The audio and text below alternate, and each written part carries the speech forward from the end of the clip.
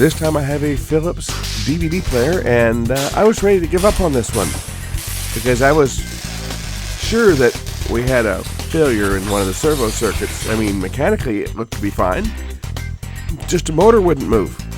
The motor moved when I gave it some power. The motor moved when I turned it by hand, just wouldn't drive it by the servo, and then it started to work. Let's check it out. This time I have a Philips DVD player. It says open, but it's not open. And I rounded up a remote that I just happened to find that was, it was in a box. It's been sitting there for probably, 6 or 7 years. This might be the right remote for it. But look, it's got batteries in it. These batteries have been here for ever. What's the date on these batteries, I wonder? Well, they say used before 2013. It's 2023 right now, end of 2023. So these batteries are, well, they expired 10 years ago, which means these batteries could be closer to 20 years old. I don't know how long they're good for when they're made, but does it say? Is that a date code on here? What does it say there? Is that a date code? Anybody, can you read that? 10060. Anyway, wonder if they're any good. I guess we can test them and see if they've got any charge left in them. Now, normally I would just say throw these batteries out because, hey, they are, they expired 10 years ago, but they're made in USA. Could it be that they are still charged? Well, they're almost fully charged. 1.49. A new cell under no load will come up to about, 1.6. So these batteries are probably okay. Let's see if this thing blasts out a signal. It does! These batteries still work. Cool. So anyway, we gotta figure out why this is not opening. So I guess the first thing to do is to remove some screws and open them up and see what's going on. Why is it opening? Why is it not opening?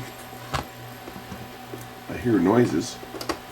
It has component, composite, it has a coaxial output for audio, and it has HDMI. So basically it checks all the boxes that you would need for a conventional DVD player. Looks like it plays JPEG photos too, so it'll do some photo slideshows if you were so inclined to load a CD or a DVD, probably a CD loaded with JPEGs. It says USB direct. Might even play music through USB. For all I know, I guess we'll find that out when I get into this thing and see if it works or whether it doesn't work, or, well, I guess it might help if I remove all the screws. This has got an awful lot of screws in it for something that seems to be so cheap. After all, it is a Philips. I got the Philips fans out there now coming at me with daggers.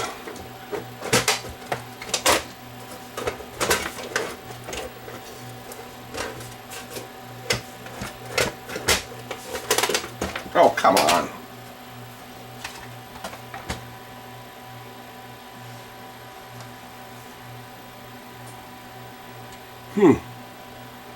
I've seen these drives before, I think I've seen these drives before. Now it's trying to open. Could it just be a belt or a stuck mechanism? Oh, stuck. Okay, why was it sticking?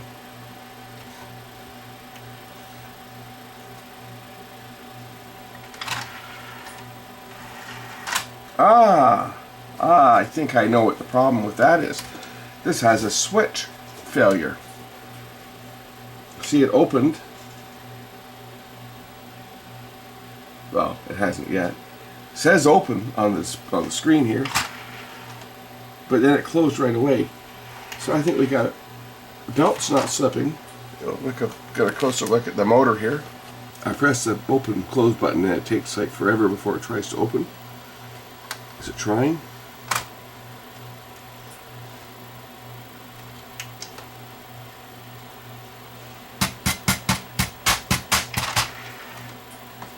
take that off in case that's what's sticking. If I press the button here, it says open on the screen, but it's not appearing to try to open. Now it does, and it goes right back in, which typically indicates that there is a switch that's going bad. It's not detecting that the tray is open, and it then immediately tries to close. And that might be why it's also not opening.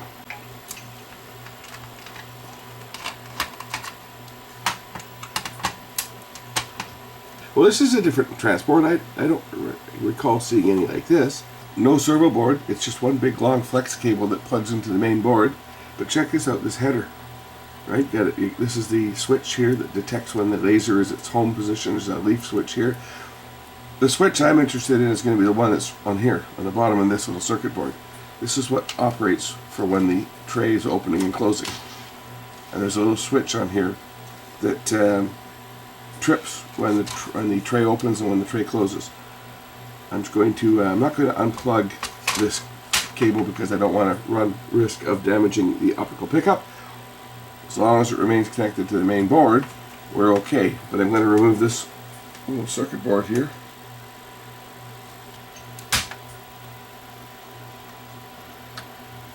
And that's the bad boy there that I think is causing me the headache on this one.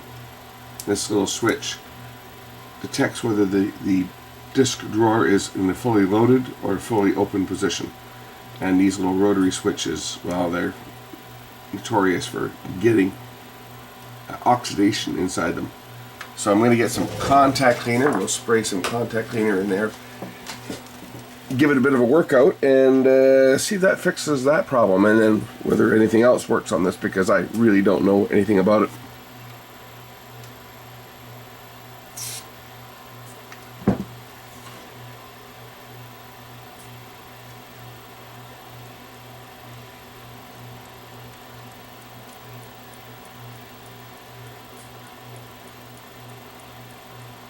We can clean this other little switch as well. There's easy ways to clean that without removing it. Probably one of the easiest ways is to take a piece of paper and put some contact cleaner on the paper, just a little bit, don't need much, and then fold the paper over so that the contact cleaner is on both sides, and then just kind of put it in between these contacts here and we'll wipe them.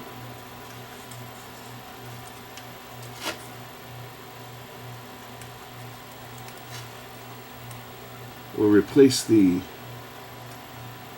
door switch again back into its correct position and secure the screws.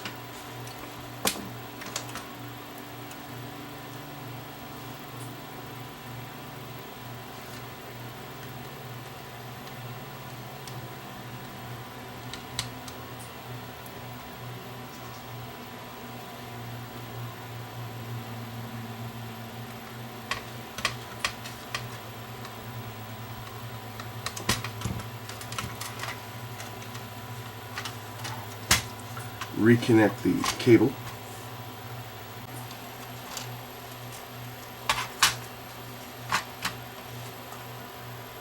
Okay, we'll try it again. You can try the remote control for that matter. Does this remote control this machine? Well, we'll find out pretty quick. Okay, it's staying open now. Let's try close. It says it's loading. Well, obviously it's not going to do anything because there's no disc in it yet. So I got a few discs that I've recorded on various things over the last little while. The light-on quality test at all speeds. Remember that? I made that one. Even got a super video CD. Whether I don't think this will, well, might, I don't know. Let's find out. This one was recorded on Toshiba. Let's just see if it'll play this disc. This is a Dash R. Let's try Plus R in it as well. But we'll see what this plays. It says loading. It hasn't started to play yet. So far, no luck on this disc. I'm pretty sure the disc plays, but it doesn't like this. This player does not like this disc. That's for sure. I'll try a different disc. This is the one that was recorded on the light-on, and I've got the same result on this one. No luck. I'll try that S video CD, see whether that will read. I don't know if this supports SVCD, but we'll find out pretty quick. It should read burn media. After all, it says it supports MP3 playback. But I don't know whether it supports S video CD. So we'll try a stamped disc this time. Okay, this is a stamped disc. This is actually that Friends disc that I found in that DVD player that was given to me. And it doesn't seem to want to read that one either. I think maybe the laser might be stuck. Is it in the home position? It's hard to tell. Well, we'll make it so that it's easy to tell. We'll just do a little bit of surgery.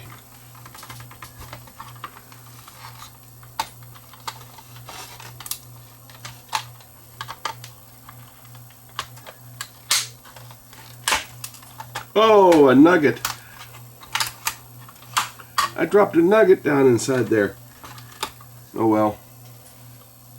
I don't think it's going to hurt anything. Okay. Now, boys and girls, we can see if this thing's moving.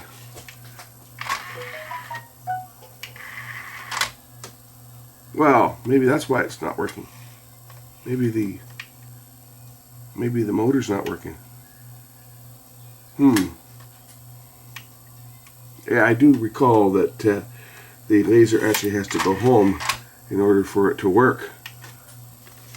That might be why it's not doing anything.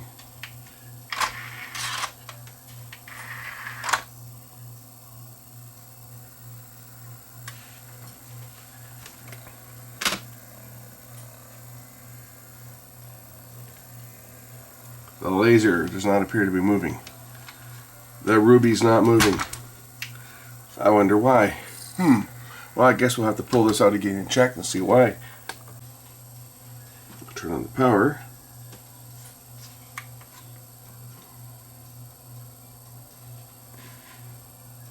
Yeah, this should move.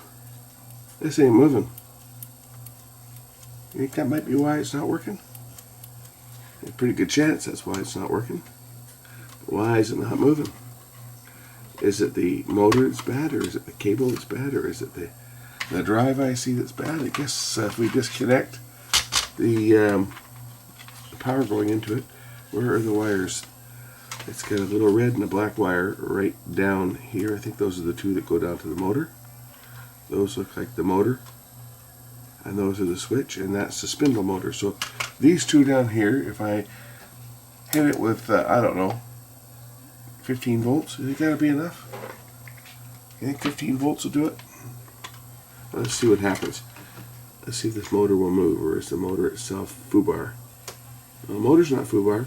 That's actually 2.3 volts, by the way. So it's moving, but it's not being driven from the IC. Is not moving it, because I can move it manually. When I first load that disc, that should go all the way back, which is not. That should travel all the way back to the beginning, like that. And then once it reads, it will move out to where it needs to go. The motor works. So we have a circuitry problem. Wonderful. Is it a connector? Of course we can measure the resistance. 122K? That sounds a little high. What's the motor measure down here?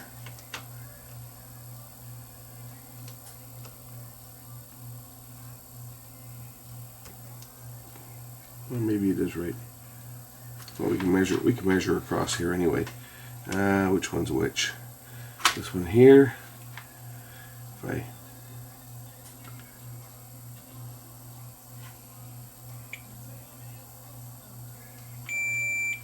that one's okay.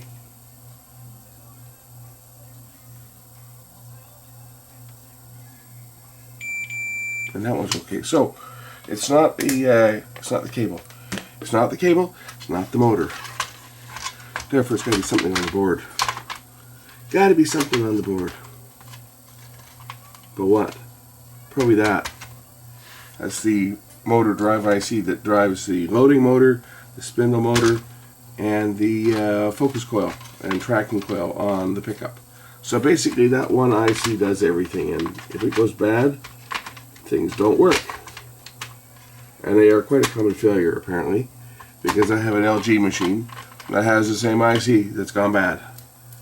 So this, unfortunately, this one might end up in the junk heap.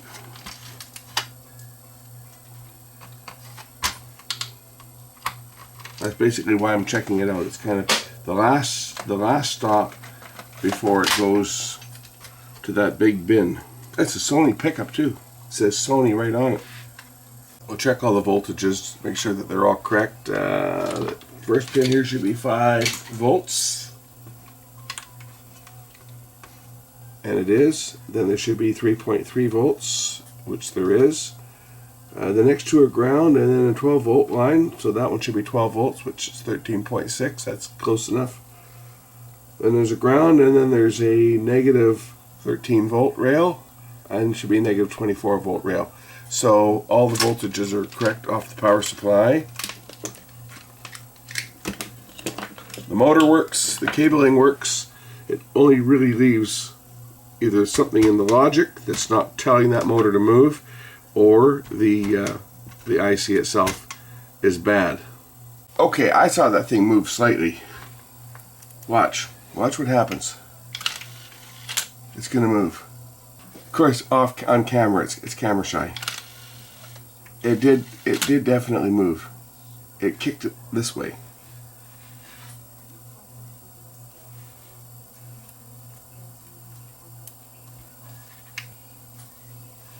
There, it just moved. It just moved. Do you see that?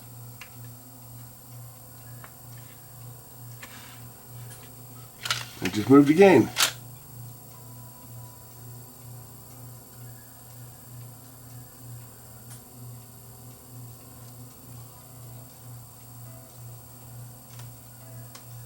I don't think it's sticking.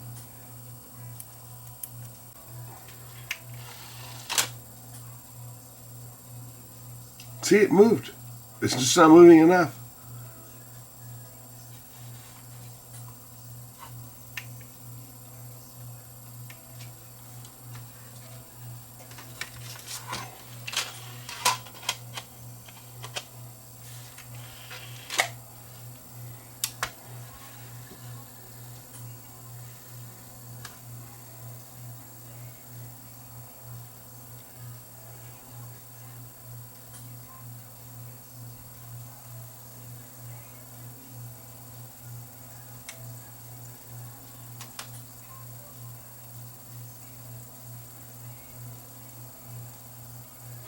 It's trying to do something.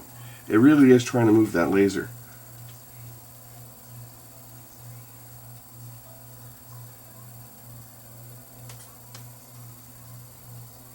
And it's got a blank screen. Oh, come on. It's gonna play now?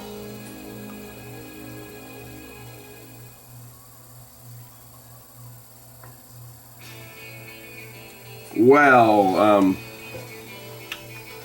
that is, let's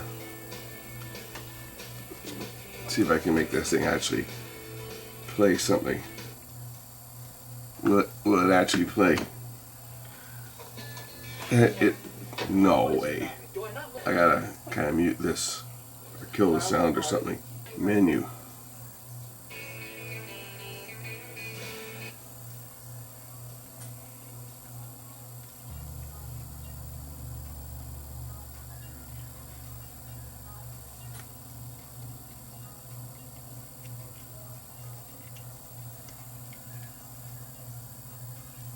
And now it moves.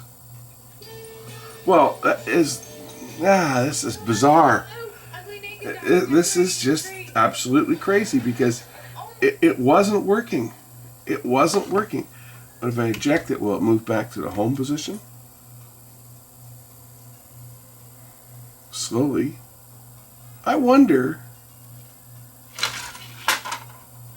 Okay, now I'm curious. is this a gear sticking problem? Maybe the gears under here are sticking. I mean, it doesn't feel like there's any tension on it, but maybe under here on one of these other little gears, maybe there's a problem. Well, I guess we'll have to investigate that a little bit further. I was ready to write this thing off, and then the thing threw a curveball at me and started working. What the hell? I broke rule number, I don't know what rule that would have been, but it's definitely greater than rule 1. I unplugged the pickup and did not put the grounding strap in. So I'll be very careful as to not touch anything around this cable, but I do need to flip this flexible cable out of the way just so that I can see what's under here, because I have a sneaking suspicion that if it's a mechanical problem, it's in one of these little gears here.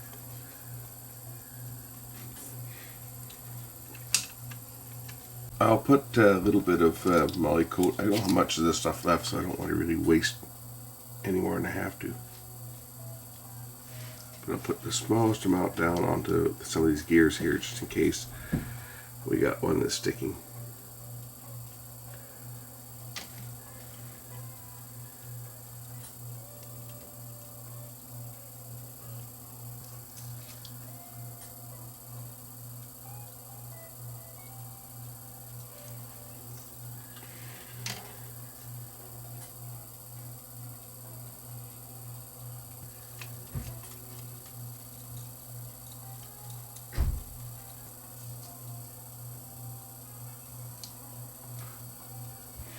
So don't overlook the obvious when it comes to lubricating these things.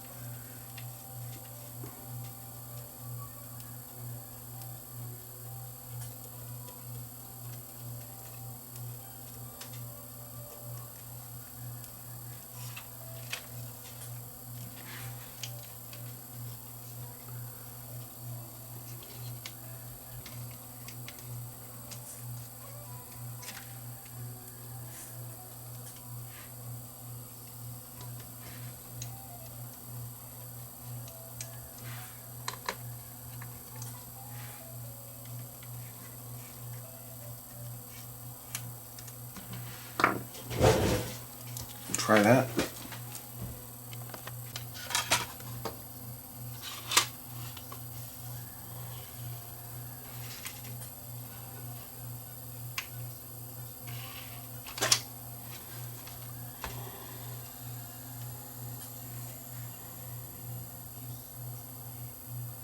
Okay, it's reading. It's got all the aquarium videos on that I recorded. Let's just select one here. Well, that's working. I'll just try going back to the main menu. I'll select one of the further out titles.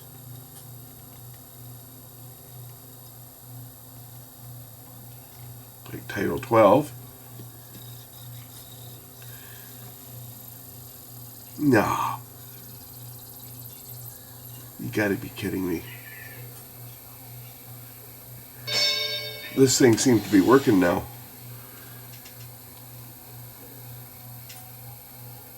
There's my boxing kitties.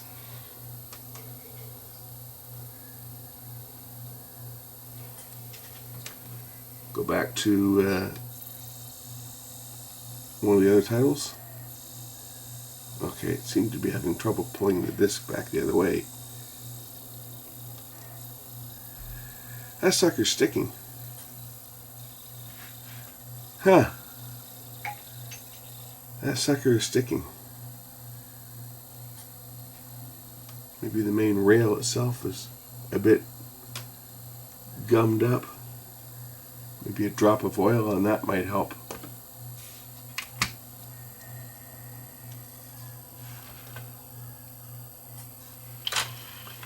But it's certainly working a lot better now than it was a few minutes ago, that's for sure. Put a drop of oil on here.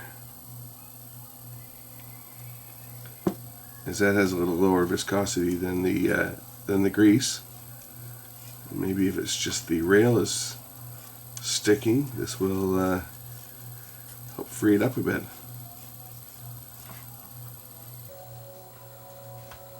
That was Title 1 that's playing there.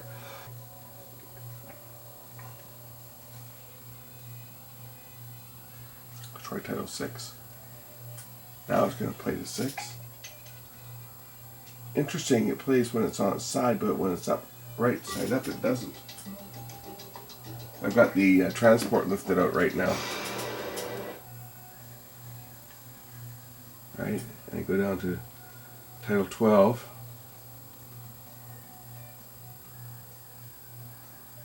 It goes all the way down there. It's slow getting there, but this is at the edge of the disc. We look at the laser.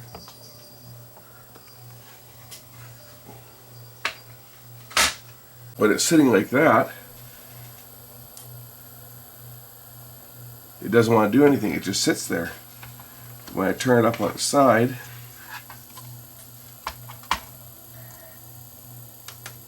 it moved back. Huh.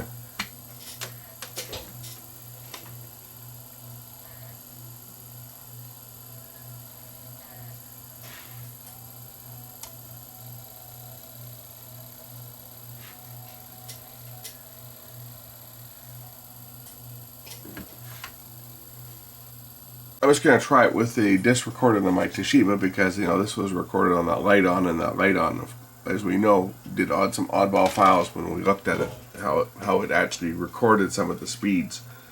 So here I'll just try the different modes on here, and we'll just see how this plays. So it's playing this one. Let's go back to the main menu, and we'll try, say, this one down here.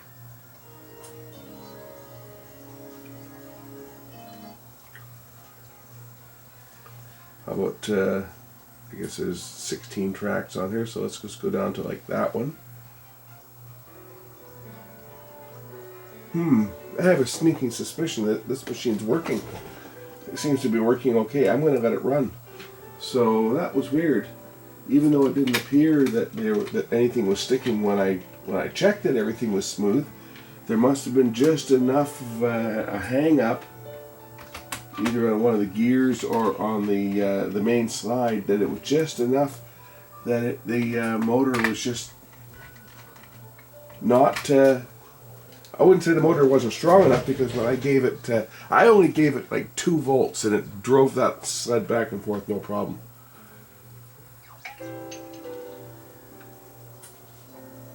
That's moving on to the next shot. This was all the different speeds that I did. So it's you know, it was I only gave it 2 volts, and it moved the sled no problem. Didn't appear to be anything sticking, but I guess under the drive IC itself, it may have been sensing too much current and just not even trying, just shutting down.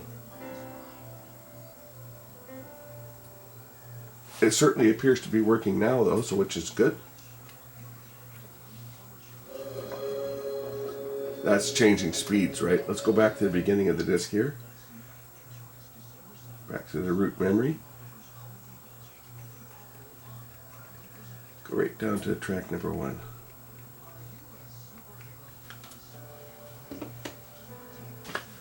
No problem. So I guess this one's fixed. Oh well, learned something new. I would not have thought that the sled having an ever so slight film on it. You know, I mean, I've seen them stick before where you can't physically move them, and they're stiff to turn by hand. But this was not at all, even the slightest. It did not seem to have any resistance whatsoever, and yet it wasn't working. Now it is. So, what can I say? Thanks for watching. We'll catch you in the next one. Bye.